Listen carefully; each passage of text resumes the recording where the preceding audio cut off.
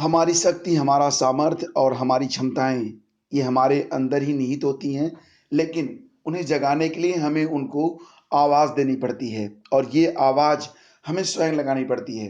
रामायण में एक कथा आती है कि सूचना मिलती है कि समुद्र के उस पार लंका का राजा रावण सीता को हर कर ले गया है। लेकिन इस सूचना की पुष्टि करने के लिए समुद्र को लाँघना ज़रूरी हो गया था। सारी वानर सेना उदास बैठी है। एक तरफ हनुमान जी भी उदास बैठे हुए हैं।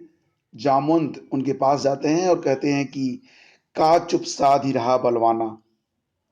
वो हनुमान को उनकी क्षमताओं का एहसास दिलाते हैं, उन्हें याद दिलाते हैं और उसके बाद हनुमान समुद्र को लाँघ जाते हैं।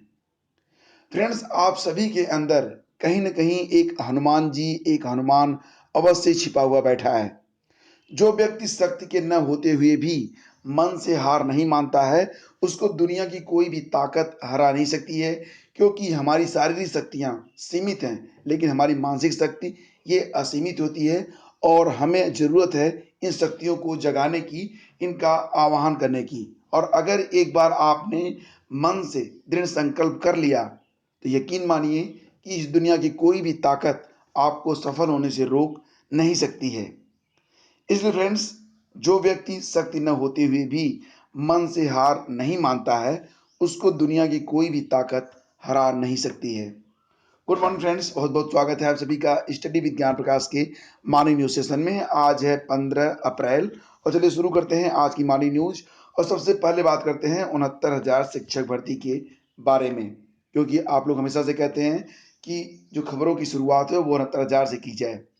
तो फ्रेंड्स, कल के दिन कुछ ऐसे संकेत मिल रहे थे अलग अलग मीडिया में और अलग अलग खबरों के द्वारा, कुछ मीटिंग्स भी हुई हैं और उसके द्वारा जो संकेत प्राप्त हो रहे हैं वो ये हैं कि शिक्षा मित्र समूह जो है वो इस बात के प्रति बिल्कुल आश्वस्त है कि सरकार सिंगल बेंच का यानी कि 40-45 का जो मैटर है उस पर आगे न बढ़कर उस 60-65 के प्रति इस भर्ती को पूरा करना चाहती है और डबल बेंच में जल्द ही जा सकती है। हालांकि फ्रेंड्स, इसके बारे में शिक्षा मित्र समूह जो है और 40-45 समर्थक जो हैं वो काफ़ी जो है मतलब तैयार हैं और इसके लिए उन्होंने डबल बेंच और सुप्रीम कोर्ट में कैविएट भी दाखिल कर दी है। तो फ्रेंड्स, अब जो कुछ भी होगा वो समय के अधीन है, लेकिन इतना आपसे ज़रूर करना चाहूँगा कि अभी हाल ही में जितने भी लोगों ने ये दावा किया था कि आने वाले कुछ समय में सरकार 40-45 पर भर्ती को आगे बढ़ाएगी, तो इस बात को बल देती हुई कोई भी घटनाक्रम मतलब कोई भी घटना सामने नहीं आ रही है और अभी निश्चित तौर से कुछ भी कहा नहीं जा सकता है। मैं आपसे ये भी कहना चाहूँगा कि अगर सरकार को 40-45 पर ही आगे बढ़ना होता, तो अब तक रिवाइज़्ड आंसर की और रिज़ल्ट जारी कर दिया गया होता। तो फ्रेंड्स, अब तक अभी तक कोई ऑथेंटिक सूचना प्राप्त नहीं हुई है कि सरकार कब तक डबल बेंच जाएगी, लेकिन ये सूचना ज़रूर है कि इसी सप्ताह यानी कि आज मंडे है, तो मंडे से लेके सैटरडे के बीच-बीच में इसके बारे में कोई सही सूचना आपको प्राप्त हो सकती है, क्योंकि जून के बाद हाई कोर्ट में छुट्टियां हो जाती हैं और उसके पहले-पहले ये पूरी प्रक्रिया पूरी करनी है और according to various news and news sources सरकार बहुत जल्दी डबल बेंच में अपील करने वाली है। तो फ्रेंड्स, ये थी न्यूज़ 69,000 से संबंधित। अब आगे बढ़ते हैं और अब बात करते हैं एक बहुप्रतीक्षित प्रकरण पर जो है एलटी गेट से जुड़ा हुआ। एलटी गेट परीक्षा लगभग हुए 8 महीने व्यतीत हो चुके हैं और इसमें अभी तक कहने के लिए 4 स्तर पर रिजल्ट जारी किए गए, लेकिन कुल मिला के अगर देखा जाए तो ये नथिंग के बराबर हैं। यानी कि अभी तक जो परिणाम जारी हुए हैं उसमें बहुत कम लोगों को प्रभाव पड़ा है। कुल मिला के लगभग 170 पद ही जो है अब तक ऐसे हैं, 117 जिनका परिणाम घोषित हुआ है।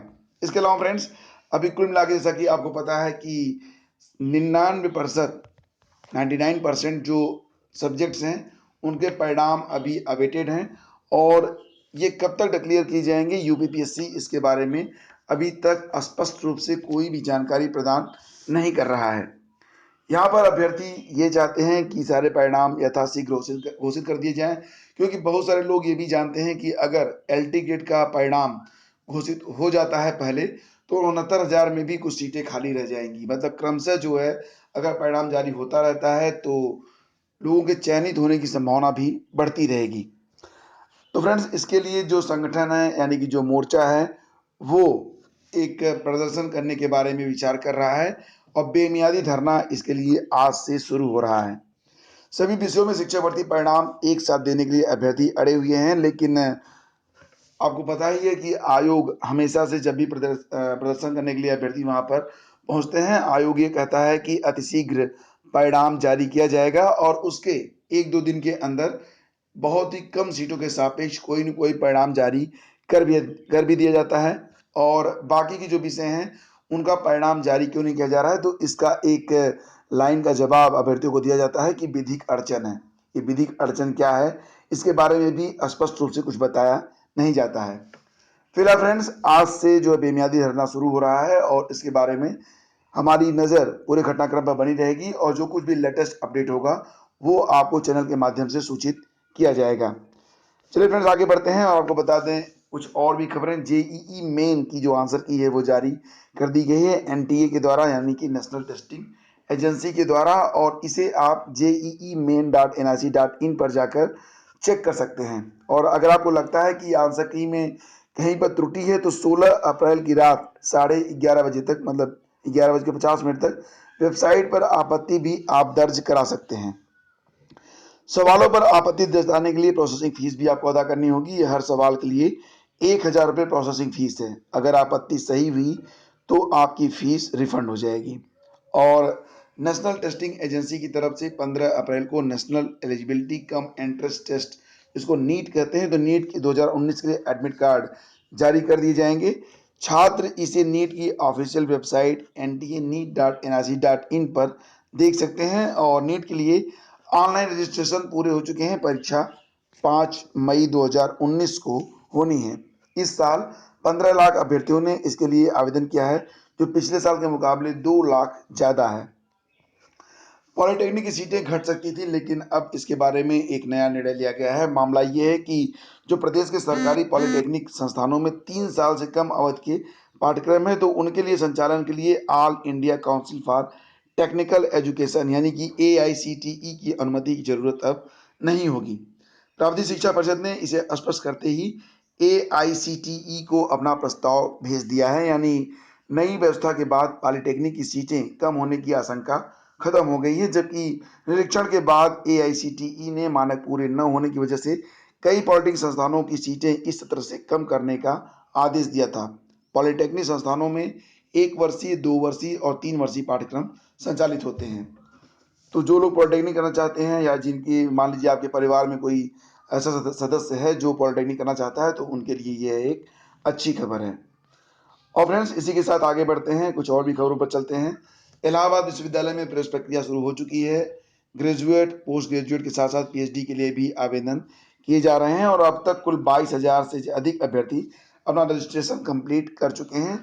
3,000 से अधिक अभ्यर्थी जो है अपनी फीस भी जमा कर चुके हैं और शनिवार तक 13,475 अभ्यर्थियों ने रजिस्ट्रेशन कराए थे। इनमें से 1,350 अभ्यर्थियों ने आवेदन की प्रक्रिया पूरी कर ली है। तो फिलहाल ये पूरी अपडेट है और अगर आप के परिवार में भी कोई ऐसा सदस्य है तो उन्हें कह दें कि प्रक्रिया को जल्द से जल्द पूरी कर लें। ग्रुप डी के ऐसे अभ्यर्थी जो फिजिकल एफिशिएंसी टेस्ट को क्वालिफाई कर चुके हैं, प्रयागराज यानी कि इलाहाबाद रेलवे ग्रुप डी की भर्ती परीक्षा में उनका डॉक्यूमेंट वेरिफिकेशन भी 26 अप्रैल से शुरू हो रहा है। लेकिन यहाँ पर एक अच्छी खबर है ऐसे अभ्यर्थियों के लिए। देखिए, रेलवे भर्ती प्रकोष्ठ ने लोकतंत्र के पर्व में युवाओं की भागीदारी सुनिश्चित करने के लिए ग्रुप डी अभ्यर्थियों को छूट दी है।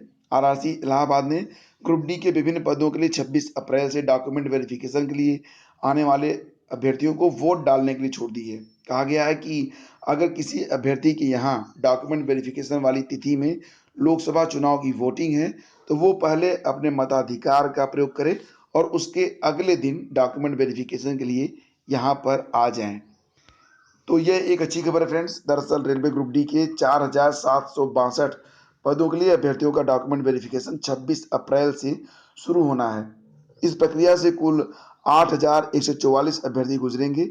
RRC प्रशासन की तैयारी है कि डॉक्यूमेंट वेरिफिकेशन के साथ ही संबंधित अभ्यर्थियों का मेडिकल चेकअप भी करवा लिया जाए और इस दौरान देश के तमाम संस्थानों से अभ्यर्थी डॉक्यूमेंट वेरिफिकेशन के लिए आज आ रहे हैं, मतलब 26 अप्रैल से आएंगे। आरआरसी प्रयागराज के चेयरमैन विवेक प्रकाश के मुताबिक लोकतंत्र के पर्व में ज़्यादा से ज़्यादा लोगों की भागीदारी हो, इसी वजह से ऐसा किया जा रहा है। और फ्रेंड्स, जैसा कि आपको पता है कि आज बीएड 2019 की प्रवेश परीक्षा है और ऑल ओवर लगभग 6,09,000 अभ्यर्थी इसमें शामिल हो रहे हैं। तो अगर आप भी इस परीक्षा में शामिल होने के लिए घर से निकल रहे हैं तो ध्यान दीजिएगा कि प्रवेश पत्र पर दर्ज परीक्षा केंद्र का नाम आप ध्यान से पढ़कर जाएं। प्रवेश पत्र की 2 कॉपी लेकर जाएं, एक कॉपी प्रवेश केंद्र पर ही जमा होगी और साथ ही एक फोटो जरूर ले जाएं। आधार, वोटर आईडी कार्ड या अन्य कोई पहचान पत्र भी लेकर आपको जाना होगा। पेपर हल करने के लिए ब्लैक इंक की बॉल पेन ले जाएं और जो अनुदेश इंस्ट्रक्शंस दिए गए हैं उसको भी आप जरूर देख लें। और फ्रेंड्स, आगे बढ़ते हैं। अब बात करते हैं असिस्टेंट प्रोफेसर भर्ती परीक्षा के बारे में। तो जैसा कि आपको पता है कि विज्ञापन संख्या 47 के अंतर्गत कुल मिला के लगभग 1150 पदों की भर्ती उत्तर प्रदेश उच्चतर शिक्षा सेवा चयन आयोग पूरी नहीं करवा पा रहा है। और 12 जनवरी को जो परीक्षा हुई थी उसमें पेपर आउट होने संबंधित जो प्रकरण सामने आया है उसमें अभी मामला जांच के अधीन है, लेकिन अभी जांच प्रक्रिया कब पूरी होगी और तीसरे चरण की जो आंसर की है वो कब तक जारी होगी और ये पूरी प्रक्रिया कब तक कंप्लीट होगी, इसके बारे में कुछ भी कहा नहीं जा सकता है। यानी कि अभ्यर्थी जो कि वर्ष 2016 से इंतजार कर रहे हैं उन्हें अभी कुछ दिन और इंतजार करना पड़ सकता है। फ्रेंड्स, आप लोग मुझसे बहुत सारे लोग लगातार पूछते हैं कि असिस्टेंट प्रोफेसर के लिए आवेदन करने के लिए योग्यता क्या होनी चाहिए। तो आप जो है अगर नेट स्लेट परीक्षा क्वालिफाई हैं या फिर आप रेगुलेशन 2009 के अंतर्गत पीएचडी आपकी कंप्लीट है तो आप असिस्टेंट प्रोफेसर बनने के लिए आवेदन कर सकते हैं।